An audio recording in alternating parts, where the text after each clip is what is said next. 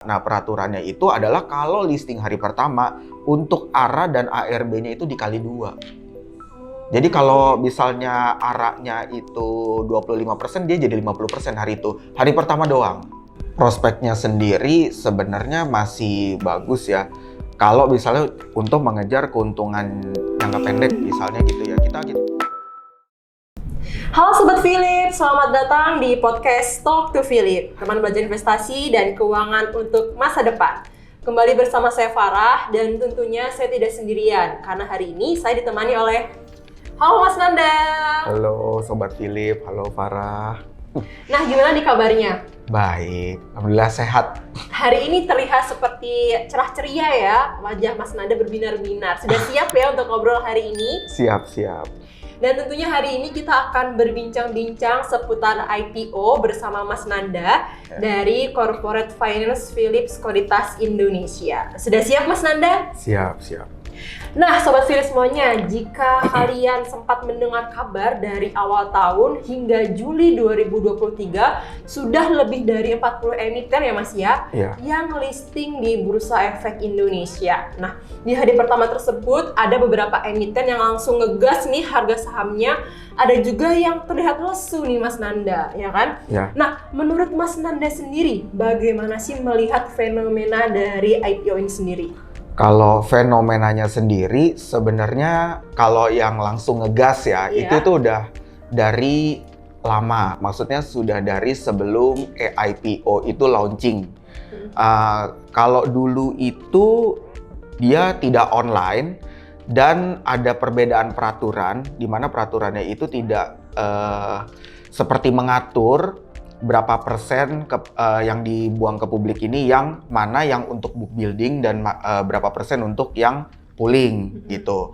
Nah, sedangkan kalau setelah EIPO ini itu ada peraturan di SE OJK 20. Nah, di mana peraturannya sesuai dengan berapa yang di-issue oleh emiten. Nah, itu ada pembagiannya. Jadi kalau pembagiannya isunya sekian, itu berarti untuk book building sekian, pooling sekian. Kalau naik lagi, itu book buildingnya sekian lebih kecil, poolingnya sekian. Kan sudah diatur tuh. Betul. Nah, sedangkan kalau dulu karena tidak diatur, cari gampangnya aja. Rata-rata kalau kita baca prospektus yang lama ya, itu pembagiannya 991. Nah, berarti kan yang di pooling kecil banget nih. Betul. Cuma 1%, sehingga gampang nih untuk yang book building, dia mungkin dia tinggal hold, nah terus harganya naik dengan gampang gitu. Sedangkan kalau sekarang, misalnya nih tiering pertama aja setelah IPO itu pembagiannya 85-15%. Nah yang 15% ini kan jumlahnya besar banget ya.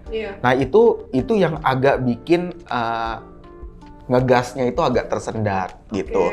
Dan sebenarnya kalau dilihat fenomenanya, justru fenomenanya menurun. Kalau setelah IPO itu kan kita bisa sampai 40-an lebih ya. Padahal akhir tahun aja belum nyampe nih. Kalau dulu sebelum IPO paling 20-an, nggak nyampe 30, 20-an lah gitu.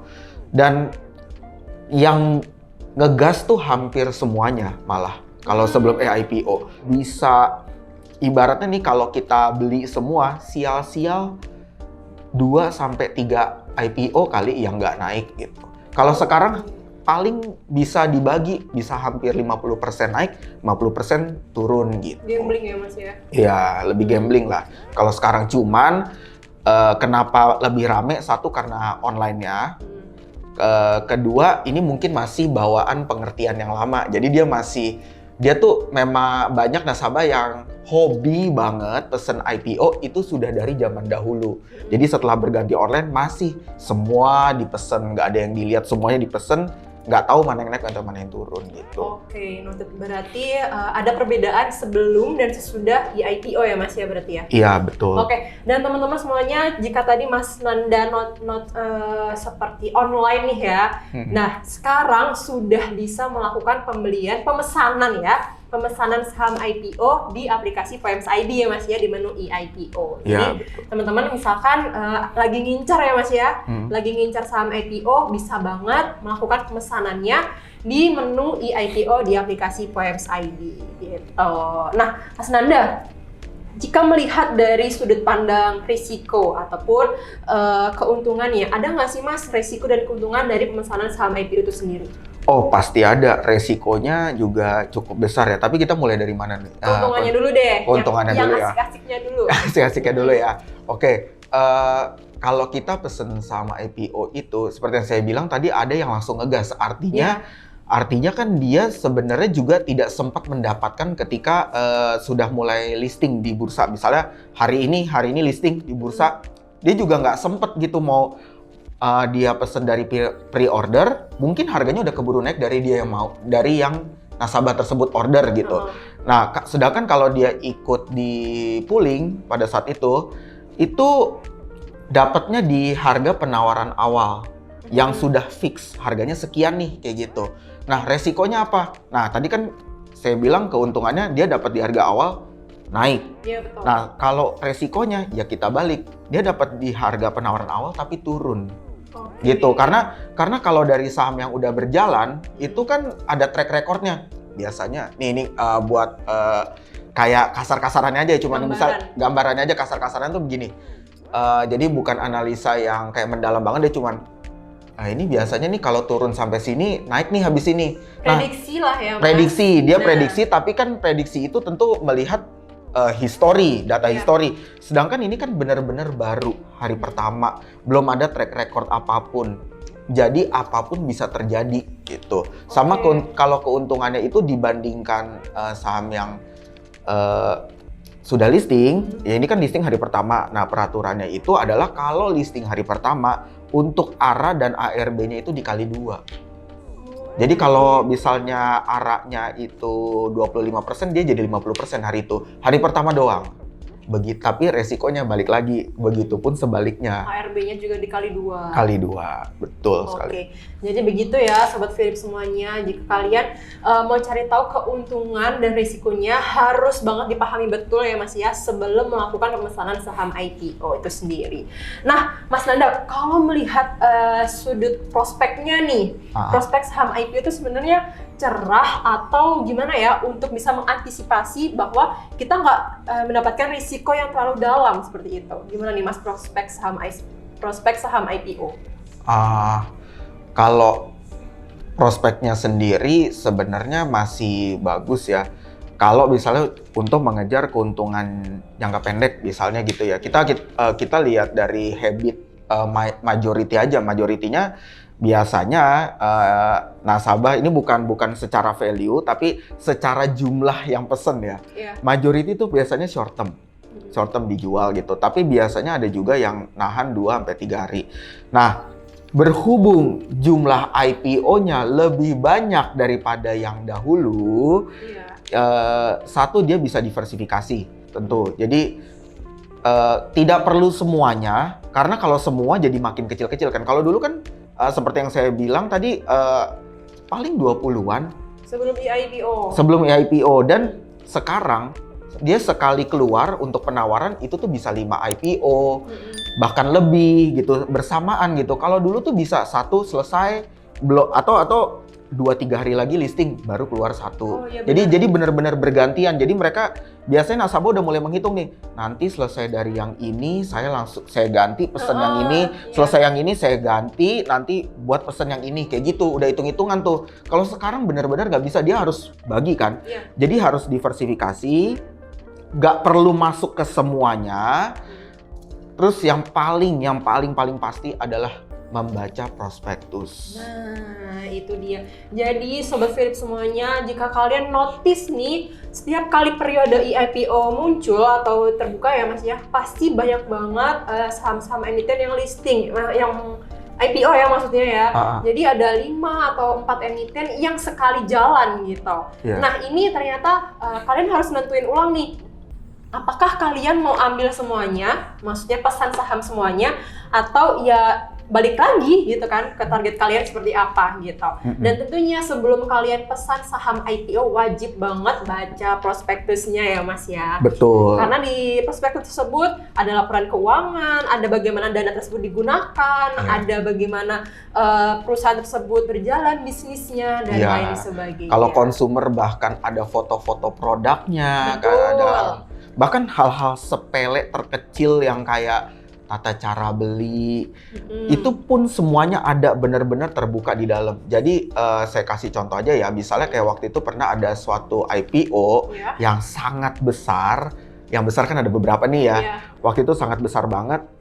Waktu kita mengadakan edukasi juga, itu banyak tuh pertanyaan. Pak, katanya.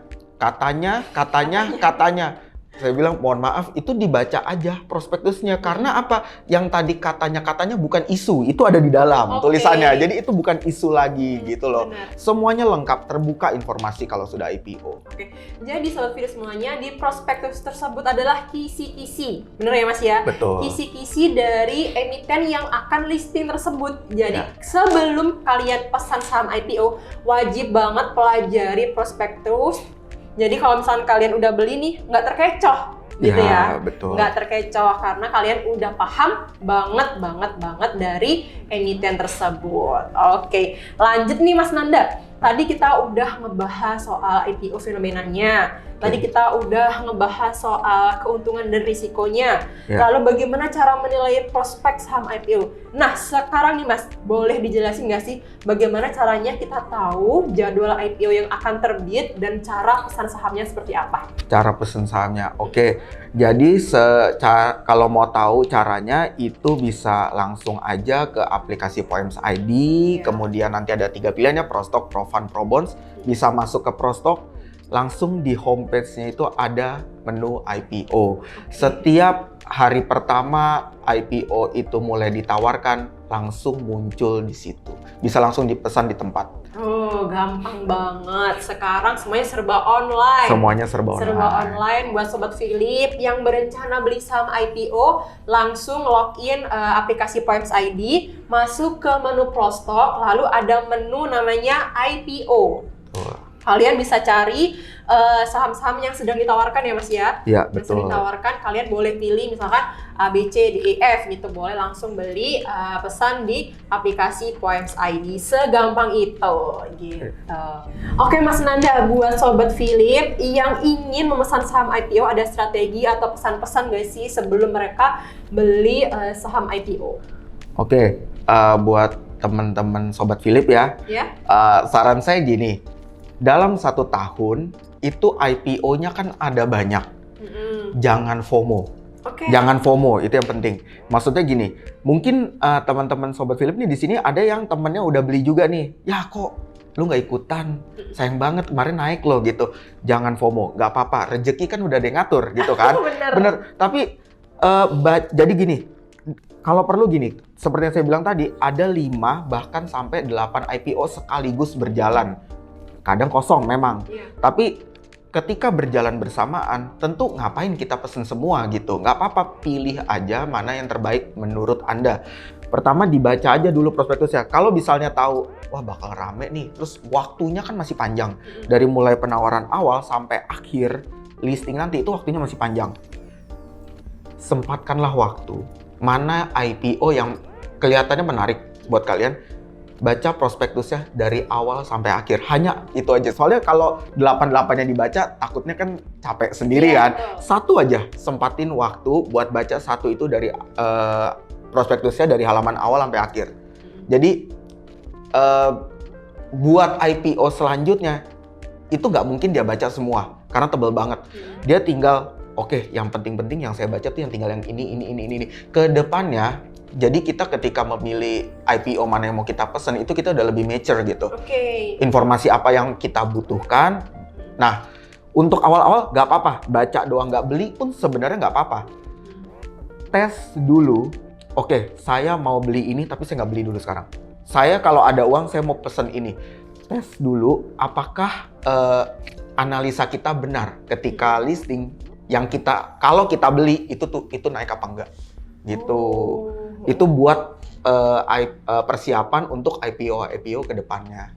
Nah, itu dia ya Sobat Philip semuanya. Yang pertama, nggak boleh FOMO, dilarang dan big no banget ya. Pokoknya nggak boleh ikut-ikutan teman kalian yang udah beli duluan, nggak boleh FOMO. Kedua, wajib banget baca prospektus dan tentunya kerucutin bagian mana yang sekiranya penting untuk kalian gunain analisa ke depannya. Jadi nggak apa-apa nih, maksudnya nggak semua dari halaman awal sampai akhir kalian baca semuanya enak ya Mas ya, yang ada pusing ya kan. Cari bagian mana, bab mana yang sekiranya oke banget buat persiapan pembelian kalian. Jadi misalkan laporan keuangannya, bisnisnya seperti apa, penggunaan dananya seperti apa, seperti itu. Prospeknya. Nah, prospeknya bagaimana, seperti itu. Dan yang ketiga, kalau misalkan kalian sudah tahu nih, dicoba dulu ya Mas ya. Dicoba tapi nggak beli dulu. Jadi kayak seolah-olah saya beli gitu ya. Seolah-olah aja seolah-olah dengan saya harga beli. yang tersebut misalnya gitu ya. Gitu, melihat ke depannya, oh udah oke nih. Sepertinya minggu depan kalau ada pengen beli, pengen langsung terjun kayak gitu. Jadi dimulai lagi stepnya dari awal. Yang kemarin saya pilih misalnya beneran naik gitu. Di next IPO-nya kita mulai lagi stepnya dari awal, tapi dengan informasi yang udah mengerucut. Karena kan yang sebelumnya kita baca benar-benar dari awal sampai akhir kan. Dari sekian yang saya baca kayaknya yang oke ini udah boleh nih mulai beli beneran gitu. Itu dia. Jadi begitu ya Mas ya, strategi yang oke untuk persiapan pembelian saham IPO. Betul banget. Oke Mas Nanda, terima kasih banyak atas insight-insight menariknya buat Sobat Philip terkait pemesanan saham IPO. Dan buat kalian semua, jangan sampai kelewatan podcast kita di selanjutnya. Jika ada pertanyaan atau masukan atau ide-ide lain, boleh langsung komen di sosial media kita @talk2philip. Dan tentunya jangan sampai kelewat untuk follow semua sosmed kita dan subscribe channel YouTube kita di Philip Sekuritas Indonesia dan juga Spotify kita di Talk2Philip. Terima kasih banyak Mas Nanda atas kehadirannya hari ini. Dan buat Sobat Philip semuanya, tetap jaga kesehatan, tetap semangat, dan tetap cuan terus ya. Talk to us, talk to Philip.